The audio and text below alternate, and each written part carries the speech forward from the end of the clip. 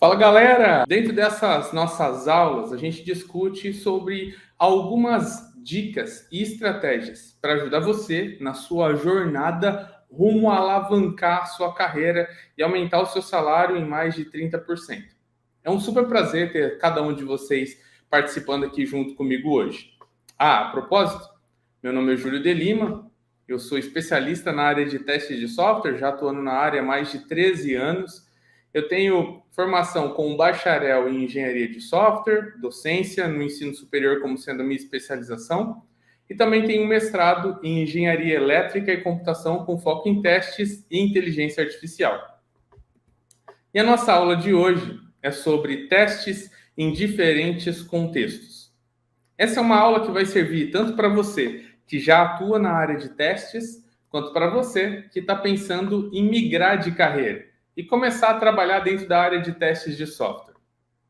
É uma aula que é voltada a ajudar você a conseguir compreender como é que os mais diversos projetos podem impactar a área de testes de software e ajudar você a conseguir se tornar um pouco mais flexível a cada um desses contextos, consciente sobre eles também, e também tem umas dicas valiosas de como você consegue sobreviver dentro de cada um desses contextos, sendo capaz de se destacar e conseguir, então, através desse destaque, chegar mais perto do seu alavanque. Bom, esse é um resumo aqui da nossa aula de hoje. Vamos seguir adiante? Porque o primeiro ponto aqui que você precisa entender é que contexto trata-se de um conjunto de circunstâncias que rodeiam uma situação. O que isso quer dizer? Quer dizer que, dependendo da forma com que você encontra-se em uma determinada situação, aquilo pode estar ocorrendo por uma série de variáveis que permeiam aquela determinada situação em que você se encontra. Por exemplo, pode ser que você chegue em uma escola e você vê que o pátio está cheio de água. Se você não conhece o contexto, talvez você pense que aquilo seja uma enchente ou que exista algum vazamento que está acontecendo dentro do prédio, ou que os bombeiros acabaram de chegar e jogaram água porque a escola estava em chamas.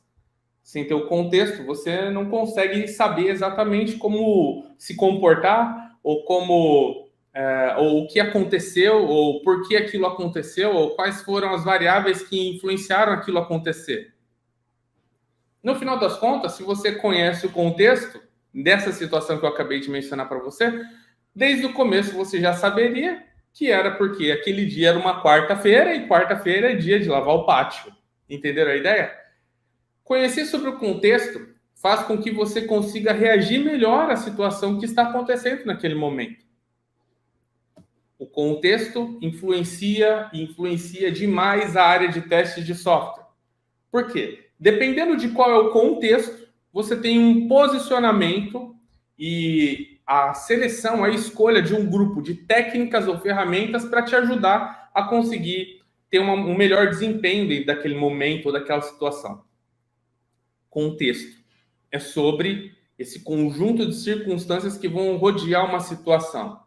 E, como já disse antes, fica super difícil entender do que se trata sem entender o contexto, ok? Então, nesse momento, para você que está em transição de carreira, eu espero que você tente assimilar essa questão do contexto através de exemplos que fazem parte do seu dia a dia dentro da empresa, dentro do seu emprego atual. Para você que já trabalha na área, eu quero que você... Esse é um ponto muito bacana também. Eu quero que você pense em como é o time que você trabalha hoje e como foi o time que você trabalhou na outra empresa. E como foi o time que você trabalhou na empresa anterior ainda. E você vai perceber que os contextos variam muito. Na verdade, tem uma variação gigantesca. E essa variação, quando você entende o contexto e você sabe se comportar dentro dele, puxa, é o momento de você vencer. Para que a gente fale da aula de hoje também, é necessário que a gente converse um pouco sobre métodos ágeis. Bom, métodos ágeis basicamente é um conjunto de práticas que vai permitir, por meio de inspeção e adaptações frequentes, entregas que são rápidas e com muita qualidade. Tem muita gente que confunde método ágil com velocidade apenas. Eu estou aqui eu estou participando de um time que utiliza métodos ágeis. Então quer dizer que você fica correndo o dia inteiro ou que você entrega coisas todos os dias? Não, não é bem isso. Quer dizer que a gente tem, na verdade, interações frequentes, né? A gente consegue fazer adaptações e fazer inspeções de uma maneira mais frequente e com isso a gente consegue ter mais qualidade. Como assim? Pense em uma casa. Pense que você tem um terreno e nesse terreno você quer construir uma residência. Vai ser a sua casa. Você já conversou com alguns engenheiros, com alguns arquitetos? Você já tem a planta, tem o modelo de como vai ser a arquitetura, tá tudo certinho. Você entrega isso para um pedreiro e para sua equipe. Qual que seria mais viável para você, dono daquela determinada casa que vai ser construída? Você ir todas as semanas lá dar uma olhadinha e ajustar algumas características quanto a como o projeto está andando? Ou você ir apenas no fim para analisar como ficou? Entende o que eu quero dizer? Quando a gente está dentro de um time que faz uso de métodos ágeis, o que acontece é que a gente vai entregando em menores interações.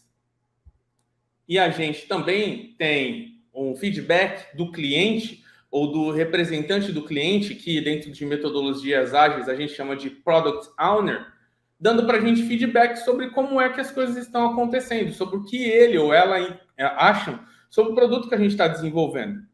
Entregar em pequenas interações é muito melhor sob a perspectiva de qualidade. Isso a gente está falando sobre qualidade percebida pelo dono do produto, né? Que é os nossos usuários finais daquele determinado software, ou no seu caso, a pessoa que é dona da casa em si, né?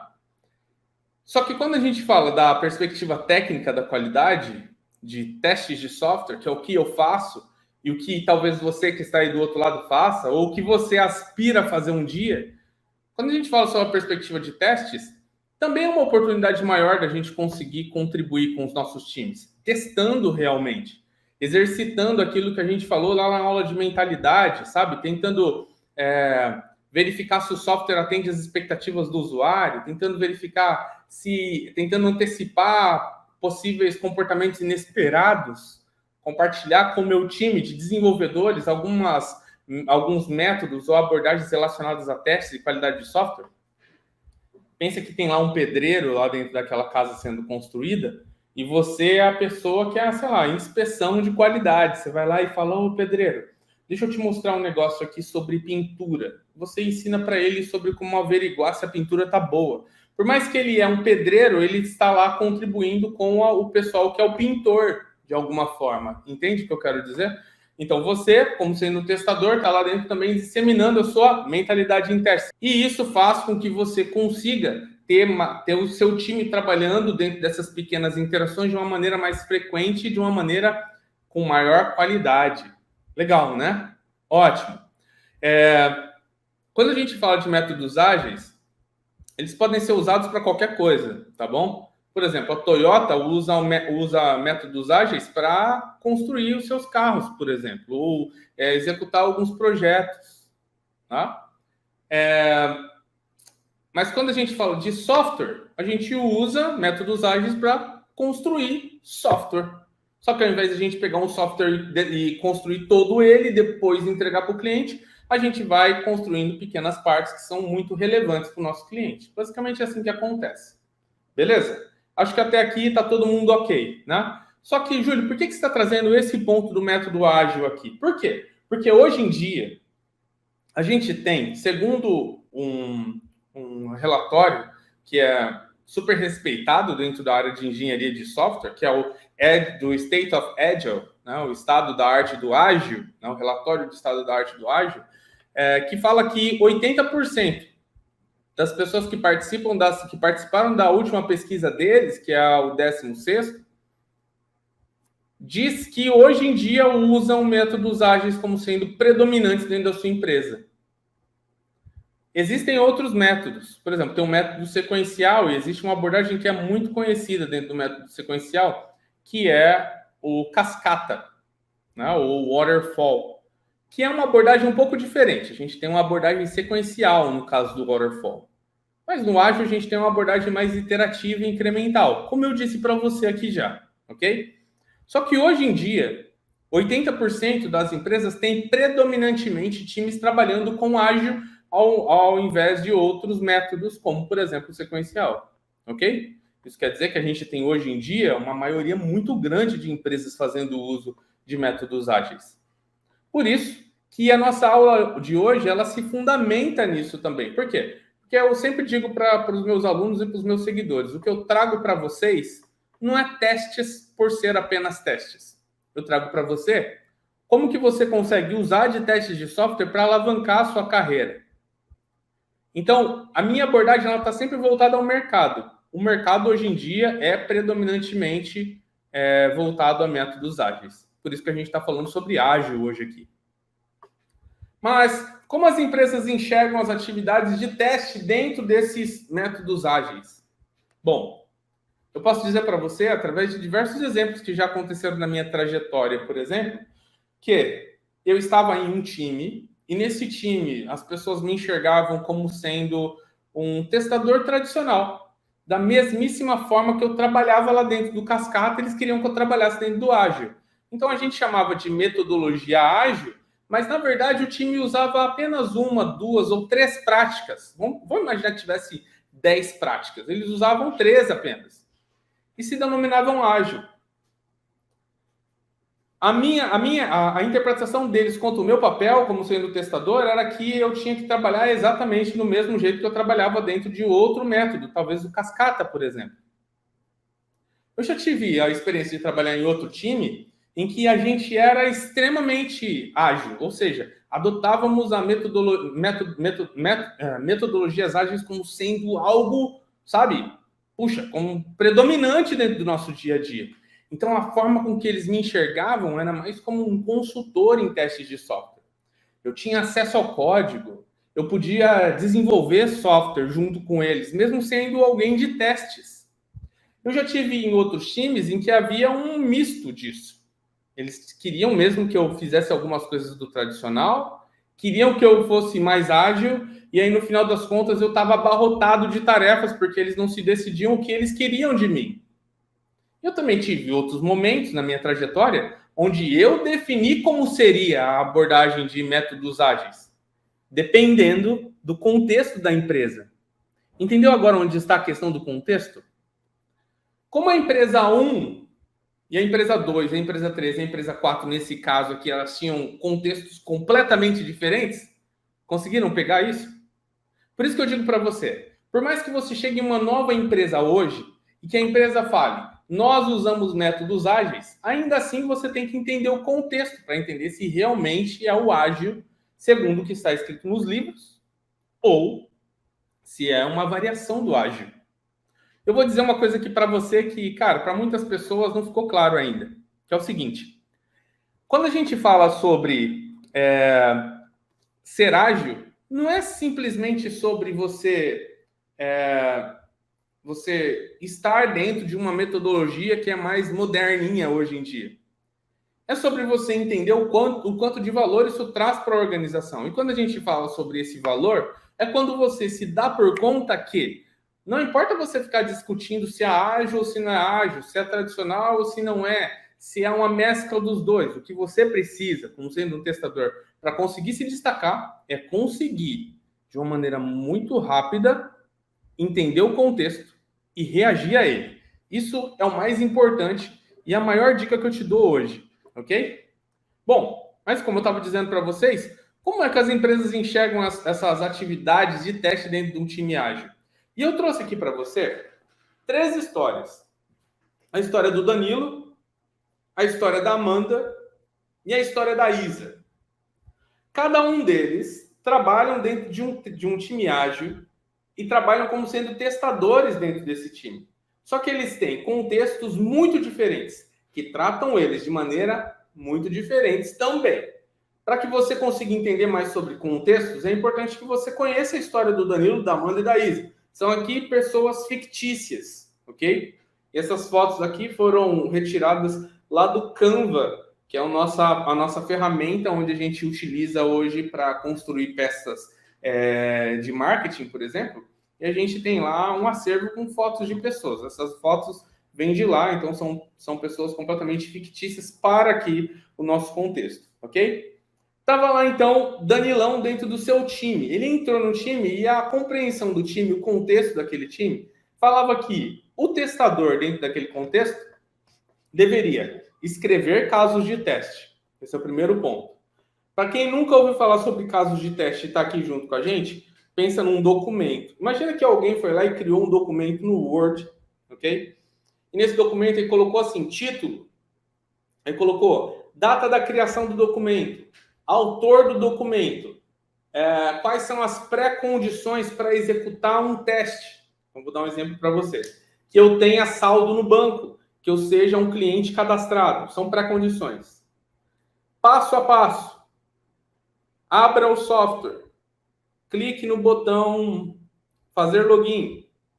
Clique informe o seu usuário, informe a sua senha. Clique no botão logar. Clique no botão transferir. Preencha os dados da transferência com um valor de R$50. Faça a transferência, veja a mensagem de sucesso e um recibo da transação. Isso é um caso de teste, ok? Um caso de teste dentro da área de teste de software é um documento que representa uma determinada condição a se testar e ela é testada através de um grupo de pré-condições, ações e resultados esperados. Basicamente é isso, ok? Então, lá dentro desse time, o Danilo ele é obrigado a escrever casos de teste e a executar apenas o que foi escrito no caso de teste. Se ele tiver uma ideia a mais, ele não pode, porque dentro do contexto do time dele, que se denomina ágil, ele tem que executar, ele tem que criar e executar casos de teste, ok? Se por algum acaso, durante a execução do caso de teste, ele perceber que o software se comportou de uma maneira diferente, ele pode reportar um defeito.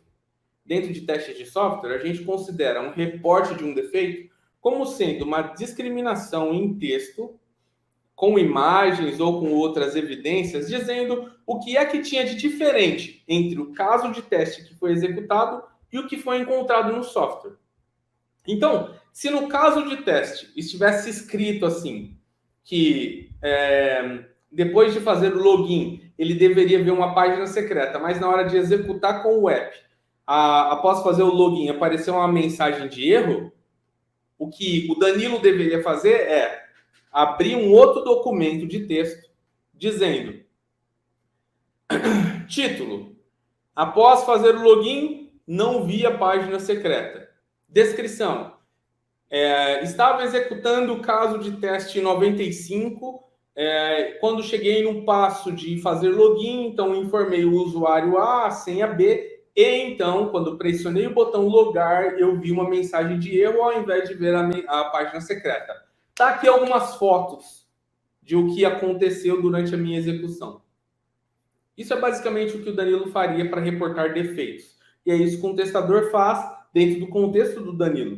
Volto a dizer, o time do Danilo está se considerando ágil.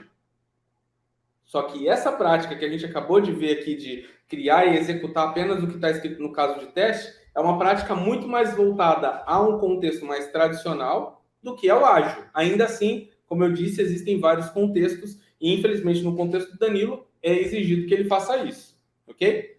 Bom, ele também reporta esses defeitos, então. E ele também não automatiza testes, que é outra coisa que é muito, muito pouco comum hoje em dia em times ágeis. Automação de testes, para quem está chegando aqui agora e não conhece do assunto, pensa que, sabe aquele teste que o Danilo estava fazendo, de fazer o login e depois fazer a transferência de um valor? Você pode usar uma ferramenta, um software, que vai literalmente abre o app e sai clicando e digitando no app para conseguir executar a mesma ação que um ser humano faria, ok? A isso é dado o nome de automação de testes.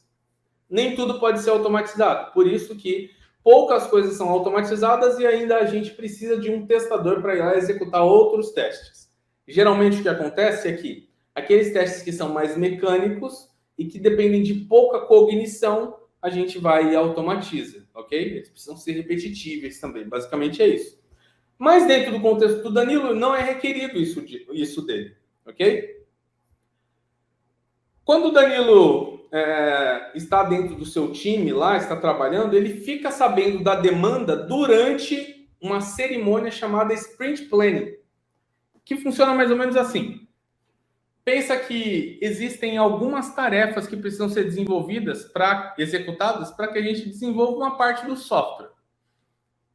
Dentro das principais metodologias ágeis, a gente chama isso de backlog.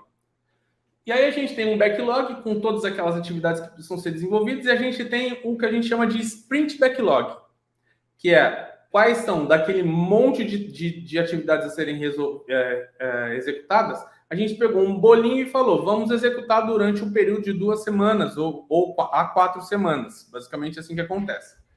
Na maioria das vezes, 2 semanas é o suficiente, né? E é o escolhido pelos times. Falando bem estreitamente mesmo, na verdade são de 1 a 4 semanas, mas a maioria dos times usa 2 semanas, tá bom? Agora sim, corrigido aqui essa perspectiva. Então, dentro dessas 2 semanas, o Danilo vai ter que ajudar o time testando as tarefas. Só que o que acontece no contexto do Danilo, ele fica sabendo do que vai ser desenvolvido e testado apenas do dia da Sprint Planning.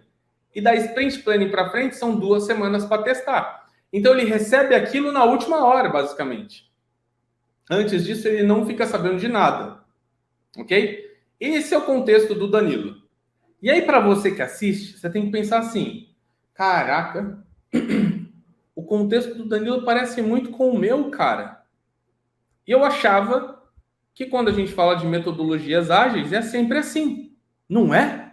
A resposta é não. Existem variações do contexto do método ágil, entendeu? Por que isso? Porque quem quem fala estamos trabalhando no método ágil é a pessoa do seu time, não é um órgão que vem até a sua empresa, avalia suas práticas e diz: parabéns, vocês estão trabalhando no método ágil. Não, é as pessoas do seu time que falam se estão ou se não. Se as pessoas têm pouco conhecimento sobre ágil, eles falam que é ágil, mas não é ágil. Entende o que eu quero dizer? Por isso que o papo sobre contextos é super importante. Beleza? Ótimo. Vocês já conheceram o contexto do Danilo. Nesse momento, você tem que meio que tentar entender se você está nesse contexto, ok? Isso é o principal aqui da nossa aula hoje. E se você está no contexto, perto do contexto do Danilo, você fala, caraca, se parece um pouco comigo, mas talvez não seja o Danilo que é você hoje. Talvez hoje você não seja Danilo, ok? Talvez hoje você seja Amanda. Vamos ver como que é a Amanda? A Amanda é assim, ela participa de reuniões de refinamento. Reunião de refinamento é algo que o Danilo nunca ouviu falar. Reunião de refinamento é o seguinte, tem lá o backlog. E antes do backlog se transformar em sprint backlog, existe uma cerimônia, uma reunião. Ela pode demorar lá entre 1 hora e 4 horas, na maioria das vezes, ok? E dentro dessa reunião, o Product Owner, que ele é dono do backlog, ele vai trazer algumas das user stories, vamos chamar assim, de as demandas que fazem parte do backlog. Ele vai trazer algumas dessas user stories para apresentar para o time, para os desenvolvedores e para os testadores daquele determinado time. E ao apresentar, ele vai pedir a opinião dessas pessoas, para saber se já tem tudo que eles precisam lá dentro, para depois, quando a gente tiver sprint planning, a gente trazer isso tudo para o sprint backlog. Não é maravilhoso isso? Isso é sensacional. Cara, a Amanda participa dessas reuniões. Já é muito diferente do que o Danilo faz. O Danilo não participa, cara. Então ele nem sabe. Ele só fica sabendo na última hora. A Amanda não. Ela participa antes. O que ela faz? Ela escreve testes em Gherkin. Para quem estuda sobre Gherkin e para quem já fez os meus treinamentos, sabe que essa não é a das melhores práticas. Escrever testes em Gherkin, ok? Entretanto, hoje em dia é algo muito comum no mercado. Eu não poderia simplesmente vir para cá e falar para você sobre testes baseados em contexto, sem dizer que a gente tem muitos times, talvez um percentual grandíssimo de times que trabalham escrevendo testes em Gherkin. Então, ao invés deles escreverem casos de teste, como o exemplo que eu dei, o que eles fazem, na verdade, é escrever casos de teste em um formato de escrita que segue uma sintaxe chamada Gherkin. Como que é essa sintaxe? Eles têm cada teste, nesse caso, é representado através de um cenário. O cenário tem um título e ele tem algumas palavras-chave. São elas: dado que fala sobre pré-requisitos, quando, que fala sobre ações, e então, que fala sobre resultados esperados. Então, dado que eu fiz login, quando eu faço uma transferência de valores, então eu devo ver o comprovante da transação e a transação deve ser concluída com sucesso. Se a Amanda executa esse cenário em Gherkin e na aplicação ele não funciona como esperado, ela também reporta um defeito, ok? A Amanda também executa o que a gente chama de testes exploratórios. Ela faz alguns, ok? O que são testes exploratórios? São testes que você executa sem ter um caminho pré-definido. Você não tem um passo a passo. Você está explorando, descobrindo mais sobre o software. Como, Júlio? Através da sua curiosidade, através das suas experiências passadas. Ou, se você está usando técnicas formais, você usa heurísticas, você usa testes exploratórios baseados em sessão, testes exploratórios baseados em hipóteses, baseados em falhas que já aconteceram no passado. Você explora através de um caminho que não é um caminho tão definido como um caso de teste que o Danilo executa, mas te dá ideias de como é que você pode explorar o software. Ela faz isso. A Amanda está dentro desse rolê, ok? E olha só, ela automatiza testes. A Amanda, diferente do Danilo, já consegue construir esses robozinhos que vão ajudar a Amanda a testar algumas coisas que ela não quer testar por ser mecânicas e repetitivas. Ela então deixa isso, delega isso para esses robôs. Não é bacana? Pois é isso que acontece na vida da Amanda. Só que existe um ponto dentro da vida da Amanda que não é tão legal, que é o seguinte: a Amanda não tem acesso ao código dos desenvolvedores. Não tem. Então, o que acontece? Ela não consegue saber, por exemplo, o que o José implementou dentro daquele determinado código, que é o desenvolvedor do time dela. Ela não tem acesso. E por não ter acesso, ela é privada sobre uma parte importante do software. Mas tudo bem, ela lida com o que ela tem. Agora, pergunte a vocês mesmos. Quem você é agora? Danilo ou Amanda? Pode ser que você seja Amanda. Eu diria, na real, que a maioria de vocês são Amandas. Diria que a maioria de vocês são Amandas. Ok? Então, a Amanda tem essa perspectiva. Quando a gente vai para a Isa tem um contexto muito diferente. A Isa tem um contexto onde ela participa ativamente de todo o processo de desenvolvimento. A Isa não trabalha só lá na reunião de refinamento e na sprint. A Isa, ela conversa com o PO, toma um cafezinho com ele, cara, e troca ideia com ele sobre as possíveis novas funcionalidades. Ela conversa com todas as pessoas do time e participa desde o início. Ela é conhecedora de tudo que está acontecendo dentro do projeto. A Isa, ela também automatiza testes e faz testes exploratórios. Ela contribui revisando o código dos desenvolvedores, que é uma atividade muito, mas muito importante hoje em dia. E ela também dá mentoria para os desenvolvedores, ensinando para eles como testar melhor. Pensa que ela senta do lado do desenvolvedor e fala assim: você vai fazer testes? Vou te mostrar como faz. Vou te ensinar algumas técnicas. Estava aqui agora revisando o seu código e eu vi que tem alguns pontos que podem ser melhorados.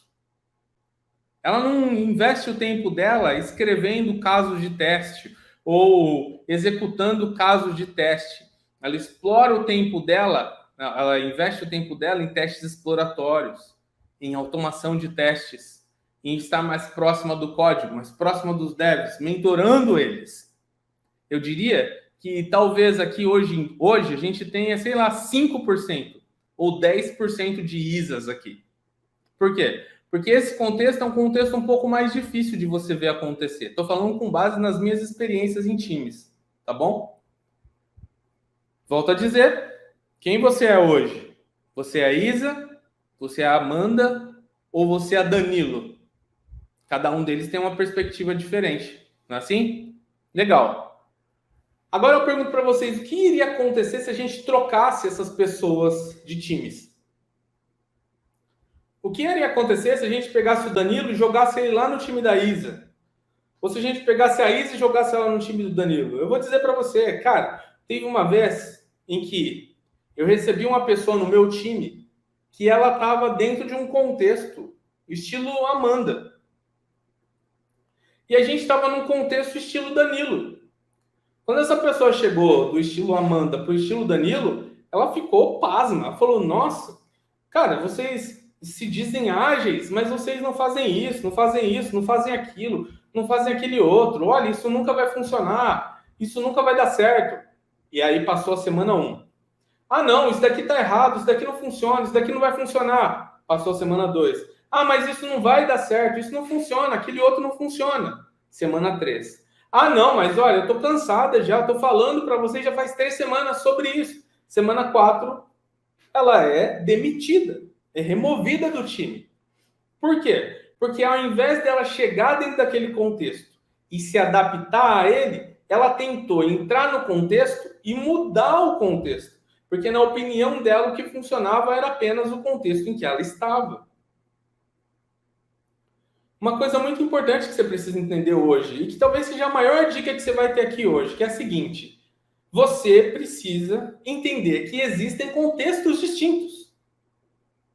E que você precisa se acostumar com o contexto, se adaptar ao contexto, para que você consiga crescer dentro daquele contexto, ganhar a moral que você precisa, o respeito que você precisa, para que depois você comece a tentar mudar as coisas com base em fatos e dados. Esse é o maior aprendizado que talvez você tenha hoje aqui. Por quê? Tem muita gente que acaba sendo demitida, removida, excluída completamente do time, porque ela chega dentro de um contexto e ela acredita que só existe uma forma de você conseguir fazer as coisas acontecer.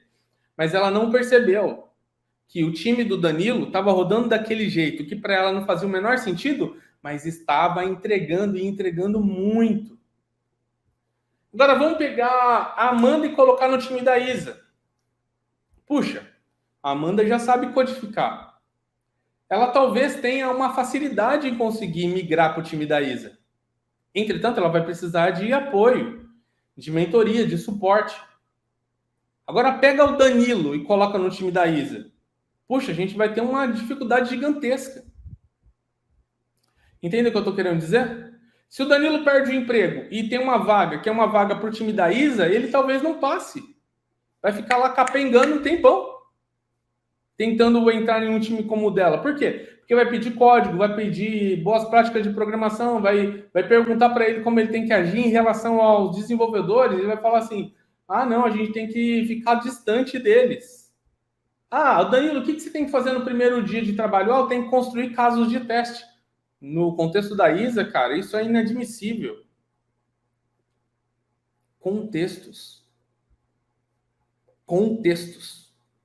são diferentes.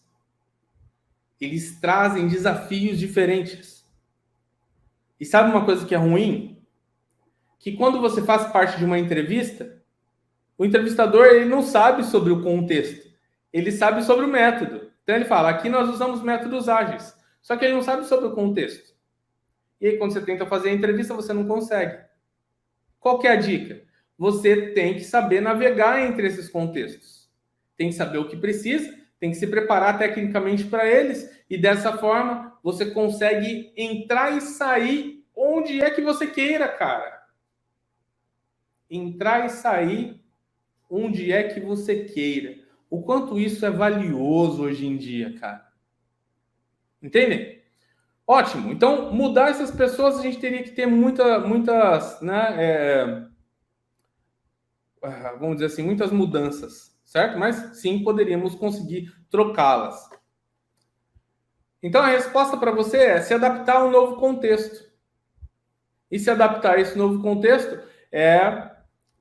conseguir, então, olhar, entrar dentro desse contexto e conseguir trabalhar de uma maneira mais saudável e que você consiga se destacar. Então, eu trouxe aqui para vocês 3 dicas. 3 dicas para cada um desses 3 contextos diferentes para que você consiga se destacar, ok? Então, olha só. Se você caiu no contexto do Danilo, você analisou ali e percebeu que você está num contexto do Danilo, cara, foque em obter o máximo de informações sobre as user stories antes de chegar na planning. Para que você consiga sobreviver ao escopo ao contexto do Danilo, cara, conversa com os product owners, conversa com o Scrum Master, para que você consiga pelo menos saber das coisas um pouquinho antes. Um dia antes já vai te salvar a sua vida. Ok? Porque senão, você só vai ficar sabendo das coisas durante a sprint planning. Aí talvez já seja tarde demais. Outra coisa, analise as user stories tentando identificar dependências. O que acontece? Às vezes, existem dependências de uma user story com outra ou com a outra parte da aplicação que você não está sabendo. Se você não analisar essas dependências, fica muito difícil de você conseguir sobreviver ao escopo do Danilo. Então, analise dependências para você saber o que tem de mais a ser testado. Identifique também possíveis defeitos que vão estar permeando aquela área que vai ser testada. Por fim, veja também quais são as relações dessa user story com possíveis coisas que vão levar a defeitos ou a insucesso na implementação daquela determinada atividade. Por exemplo, você está vendo que a galera está tentando trazer uma coisa para sprint, que é algo que, puxa, já deu muito defeito antes. Levanta a mão e avisa a galera. Fala, gente, ó, essa user story pode dar muitos defeitos. No decorrer da sprint, ou seja, durante aquele ciclo lá de 1 a 4 semanas, onde geralmente são 2, qualquer risco que você perceber, risco significa probabilidade de dar merda. Qualquer coisa que você perceber que tem probabilidade de dar merda, levanta a mão, tenha coragem e fale sobre aquilo. Tenha coragem de se expor, coragem de falar. Isso vai ajudar você dentro do contexto do Danilo. Se você está dentro do contexto da Amanda, as coisas mudam um pouco. Então, o que eu te dou de dica? Entenda a reunião de refinamento, que é aquela reunião que acontece antes da planning, como sendo um momento único, o melhor momento dentro dentro do seu dia a dia de trabalho, para que você possa questionar, fazer perguntas, apontar riscos. Então, você tem que ter foco total. Reunião de refinamento é foco total, cara. Foco total. Esquece o celular, esquece as redes sociais, esquece tudo isso. Foco total em conseguir participar dessa reunião, porque no contexto da Amanda, vai ser a reunião mais importante para você, QA. Outra dica, escolha os critérios de aceitação mais importantes para automatizar. Dentro do contexto da Amanda, pode ser que alguém fale assim, Amanda, você tem que automatizar tudo. Você que é Amanda tem que falar assim, não, quais são os critérios de aceitação mais importantes? E com base nos critérios de aceitação mais importantes, aí sim você automatiza, ok? Então, a Amanda, para ela ter produtividade, ela tem que automatizar os critérios de aceitação mais importantes. Outra dica para quem é Amanda hoje. Comece a fazer testes em par com os desenvolvedores. Senta do lado de um dev e fala assim, amigão, o que você está desenvolvendo? Ah, é isso. Você sabe testar? Sabe como você vai testar isso? Ele fala, não. Posso te dar umas dicas? E aí você conversa com eles, faz um teste em par com os desenvolvedores, ok? E vai pedindo para olhar o código, porque a Amanda não tinha acesso ao código dos devs, mas em um teste em par ela vai poder ver o código e vai poder falar assim, ah, que legal, cara, olha só, eu estou vendo esse código aqui, talvez, olha, eu acho que olhando para esse código eu vejo que tem alguns problemas aqui. Será que é melhor a gente resolver agora, antes deles se tornarem defeitos mesmo? Parei com os desenvolvedores, Amanda. Isso vai ajudar muito você dentro do seu dia a dia. ok? Para quem é ISA hoje, eu diria para você o seguinte, tem algumas coisas que você tem que se focar, tá bom, ISA? Primeiro, sabe quando você está lá na reunião de refinamento, criando a sua estratégia de testes? Quando você terminar, compartilhe ela com os devs, ok? Porque pode ser, Isa, que dentro do seu contexto você tem lá 20 testes a fazer. Mas quando você conversa com o desenvolvedor, ele fala assim, olha, Isa, 5 desses testes eu posso automatizar no nível de unidade. Outros 5 eu posso automatizar no nível de integração. E aí a Isa fala, que bom, sobrou 10 para mim. Vou testar e automatizar 4 deles, que são os critérios de aceitação mais importantes. Entendeu? Para quem é a Amanda, ou para quem é Danilo, eles iriam testar os 20 testes. Por quê? Porque eles não têm essa conexão com os desenvolvedores. Para quem é ISA, não. A ISA troca ideia com eles e compartilha com eles, e contribui com eles sob a perspectiva de teste de maneira realmente ativa. ISA, para quem é ISA hoje, divida seus testes automatizados entre as diversas camadas do sistema. Não faz tudo lá dentro da interface gráfica e nem faz tudo dentro da parte de API. Distribui também entre a unidade de integração. Não automatiza tudo dentro de um lugar só, porque às vezes seus testes vão ficar muito pesados, muito lentos. ISA, usa mais mock. Simula o que tem de externo ao componente que você está testando, que seus testes vão ficar mais rápidos, mais fáceis de dar manutenção, vão rodar muito mais testes com menos tempo. Olha isso, Isa, porque isso vai ajudar muito você no seu dia a dia. Por fim, influencie os devs a contribuírem com a automação de testes de sistema. Estou falando de testes web, testes mobile, testes de API, porque geralmente, Isa, os devs estão testando apenas teste de integração e teste de unidade. Vai lá, conversa com eles e fala assim, ô gente, vamos testar também teste de sistema, porque isso vai ajudar a gente a conseguir ter mais confiança no nosso código. Entende? Então, essas são as dicas que eu dou para a ISA. Agora, o que acontece? Pode acontecer de você não conseguir identificar e se adaptar ao contexto. Talvez você pergunta, o que acontece se por acaso eu cair nesse caso? O que acontece é aquilo que aconteceu com aquela pessoa que entrou no meu time e não durou 4 semanas. Você acaba sendo excluída do time, mandado embora. Então, o que eu digo para você é o seguinte, se esforce ao máximo para se adaptar ao contexto. Tem gente que fala assim, não, eu nunca trabalharia dentro do contexto do Danilo. Não faz sentido para mim. Se esse é o seu caso, faça muitas perguntas durante a sua entrevista, para você identificar antes do contexto. Porque uma vez que você entrou, ou você se adapta, ou você sai. Entendeu a ideia? Então, tem gente que fala, cara, eu nunca trabalharia no contexto da ISA. Tudo bem. Enquanto você estiver na entrevista, já faz todas as perguntas. Sabe a hora que o recrutador fala assim, você tem alguma pergunta para mim? Você vai lá e fala assim, eu tenho algumas. Começa a fazer pergunta que identifica o contexto da ISA. Nesse caso, você já consegue se livrar daquilo. Ok? Então, super importante isso daqui para você. Júlio, por que você está falando tanto sobre essa questão de contexto, de testes em diferentes contextos? Por quê? Durante as minhas pesquisas, eu percebo que o mercado pede que você entenda sobre contexto. E dentro da minha mentoria em teste de software, que é o meu treinamento de teste de software para ajudar pessoas a alavancar as carreiras e aumentar os seus salários em mais de 30%, eu ensino para eles mais sobre testes em diferentes contextos.